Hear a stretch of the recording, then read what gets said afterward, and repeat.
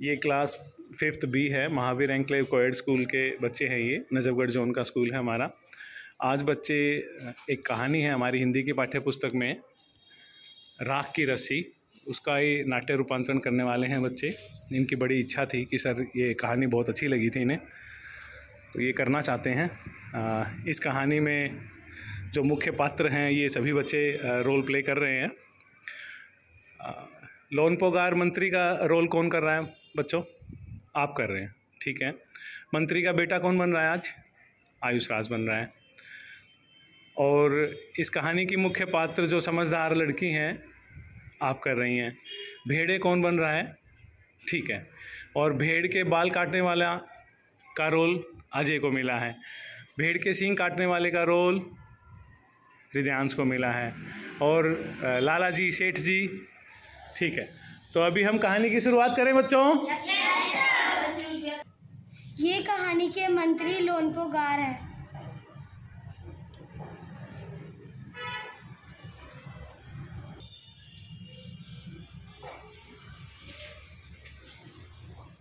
बेटे जी इधर आओ। जी पिताजी, आपने मुझे बुलाया? बेटे आज मैं तुम्हें काम दे रहा हूँ। जी पिताजी बोलिए। तुम 100 भेड़ लेके जाओ बाजार और 100 जौ के बोरे लेके आने हैं। उन्हें काटना भी नहीं है और ना बेचना है, और नहीं लाए तो मैं शाम को तुम्हें घर में घुसने नहीं दूंगा। ऐसी आपकी आज्ञा।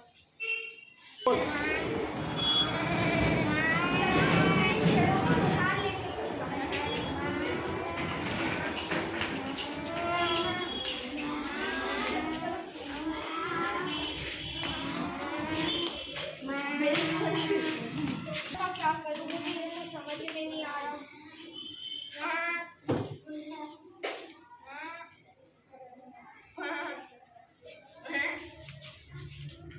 अरे तुम कौन हो?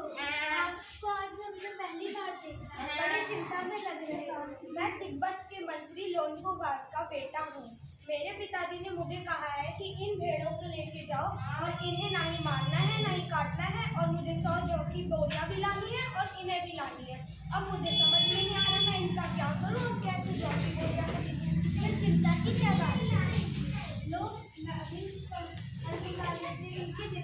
सुंदर सुंदर बाल है, इनको काट के इनको बेच कर हम जो पैसे मिलेंगे हम 100 बोरियां ले आएंगे जोड़े। हाँ, ये तो बहुत अच्छा उपाय है।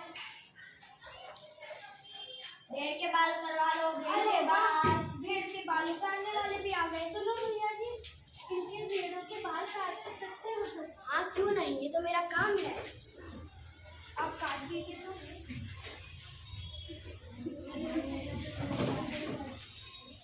वो थैला लेके आओ।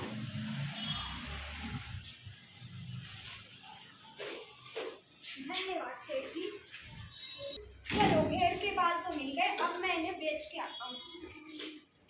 सेठ जी, आप इन्हें क्या बेच? हाँ क्यों नहीं, हाँ क्यों नहीं, ये तो मेरा काम ही है। कितने हैं पहले तौल लो। ये टोटल 5 किलो है। चलो, पैसे तो आ गए। ये पैसे लो और मुझे 100 बोरी जौ के दे दो। पैसे तो पूरे हैं। ये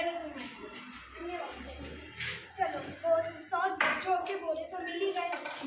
अब भेड़ों को लेना होगा। चलो चलो।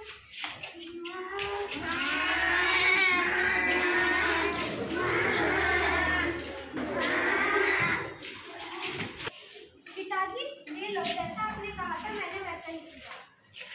ये क्या, तुम्हें मैंने बोला था ना तो भेड़ को नुकसान कुछ पहुंचाना नहीं है। मैंने इनके बाल काट दिए। अब फिर से जाओ बाजार और ना ही इन्हें काटना है और ना ही बेचना है। अब की बार ध्यान रखना, ऐसी गलती नहीं होनी चाहिए। अगले दिन मंत्री का बेटा 100 भेड़े लेके बाजार जाता है।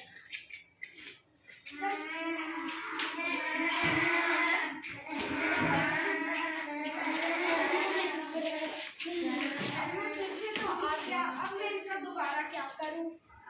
लेकिन मुझे विश्वास है कि वो लड़की दोबारा जरूर आएगी और वो मेरी मदद जरूर करेगी।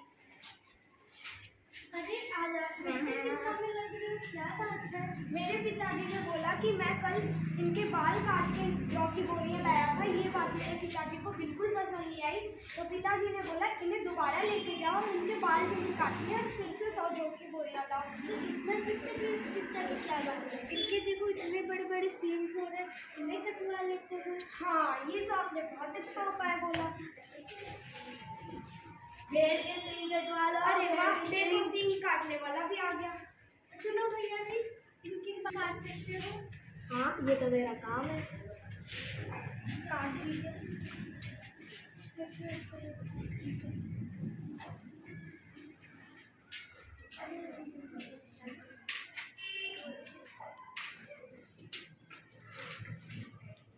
ये लो, ये हो गया आपके सींग। अब हमें सींग तो मिल गए, अब हम इसे आते हैं बेच के। सेठ जी, आप इस सींग को क्या खरीद सकते हो? हाँ, यह भी 5 किलो है। ये लो। चलो, अब पैसे तो मिल गए, अब हम इनसे जौ की बोरियां खरीदें। लाला जी, आप इनसे ये पैसे ले लो और मुझे 100 जौ की बोरियां दे दो। ये दे सकते। चलो, अच्छा है, जौ की बोरियां तो मिल गई। अब मैं चलता हूँ।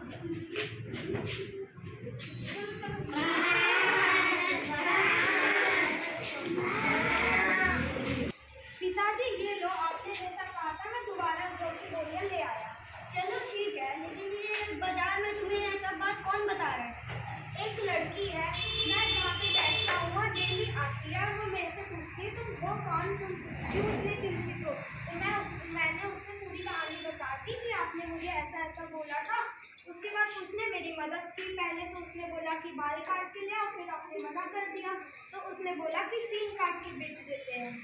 वह लड़की जब इतनी चालाक है तो फिर उसे बोलो कि वो मेरे लिए रात की रस्सी बना के लाए। ठीक है पिताजी, मैं जाऊँगा और उसे बोल के आऊँगा। अब मुझे उस लड़की का फिर से इंतजार करना पड़ेगा। अरे क्या हुआ? मेरे पिताजी ने पूछा कि ये सब तुम्हारी मदद कौन कर रहा है, तो मैंने आपके बारे में अपने पिताजी को बता दिया। तो मेरे पिताजी ने बोला है कि वो लड़की जब इतनी चालाक और होशियार है तो उसे बोलो कि वो मेरे लिए रात की रस्सी बना के लाए। ठीक है, पर मेरी भी एक शर्त है। क्या? कि उनको रात की रस्सी पहननी पड़ेगी। पिताजी, उस लड़की ने आपकी शर्त मान ली, वो रात की रस्सी तो बना देगी, परंतु उसकी भी एक शर्त है। उसने बोला है कि आपको उस रात की रस्सी को पहनना भी पड़ेगा। पहले उसे बनाने दे दो, पहनना तो दूर की बात है। मुझे उसकी शर्त मंजूर है। ठीक है, मैं उस लड़की को जाके आपकी शर्त, वो आपकी बात बता देता हूँ।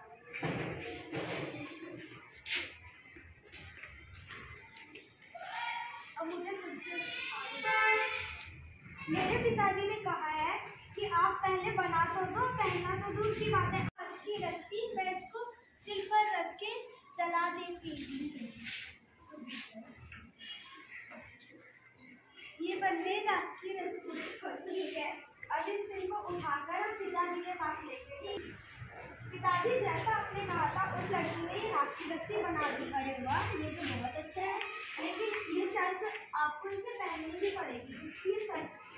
अरे इसे पहनना तो दूर, इसे उठाना ही बहुत मुश्किल है।